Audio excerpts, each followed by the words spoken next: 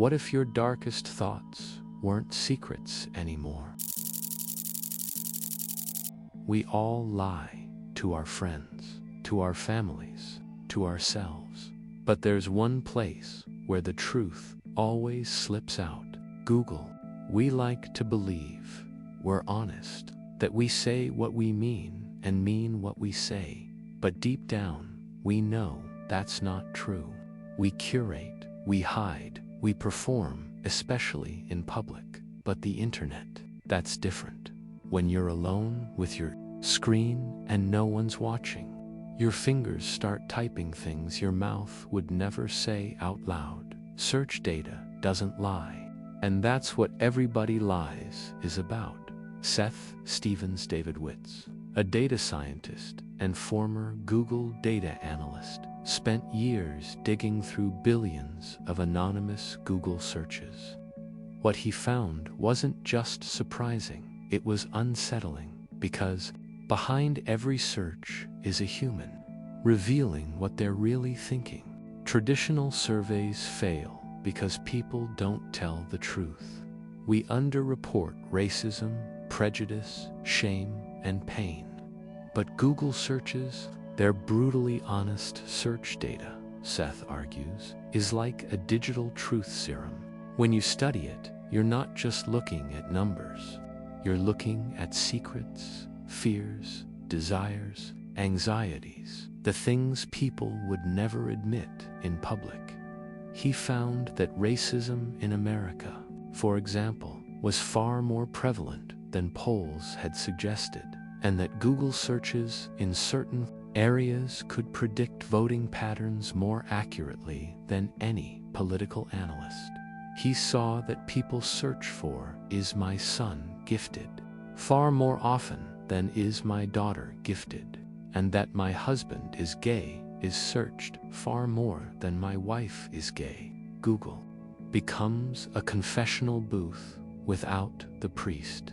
The book takes us deep into uncomfortable but eye-opening territory. For instance, during the 2008 US presidential election, when Barack Obama was making history as the first black presidential nominee, there was a hidden wave of racist searches that mainstream media completely missed. And those hidden biases had real-world consequences on election results. Or consider pornography. Surveys say one thing, but Google data reveals that some of the most searched categories, like incest, domination, or same-sex fantasies, are things people rarely admit to enjoying, especially women.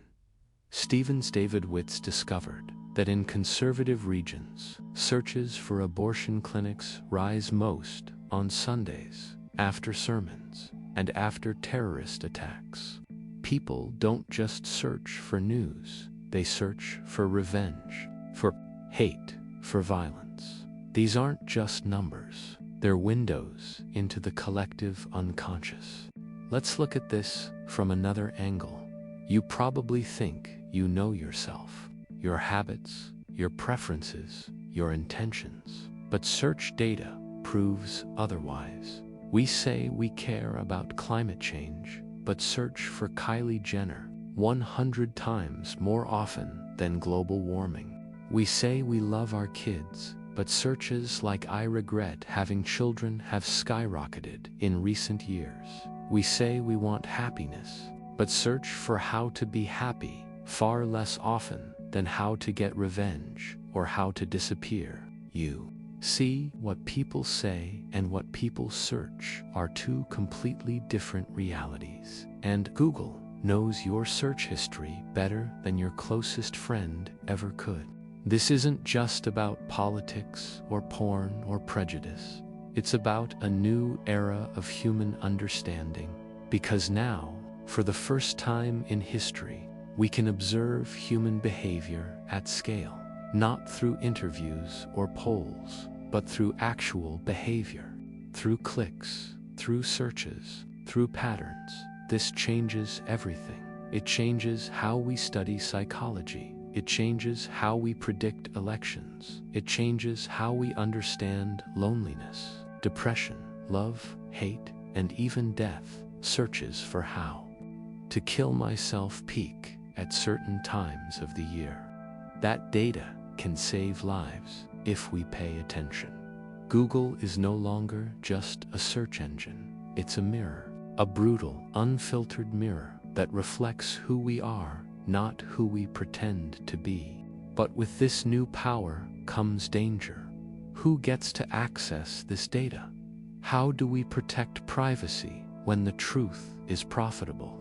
What happens when corporations or governments start using your digital confessions against you? Steven Davidowitz touches on the ethical tension between using data to help people and using data to manipulate them. If Google knows when you're sad, when you're angry, when you're about to make an impulsive purchase, who's protecting you? And if the truth is so easy to access, why does it still feel like we're all pretending? Despite its dark findings, the book ends on a note of cautious optimism. Because once you see the truth, you can't unsee it. And once you understand people's hidden pain, you can start building a more compassionate society, one that responds not to what people say, but to what they actually need.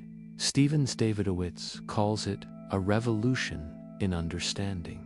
And maybe that's the key, not to judge the data, but to listen to it. Because in between all the contradictions and confessions is a chance to be honest with ourselves.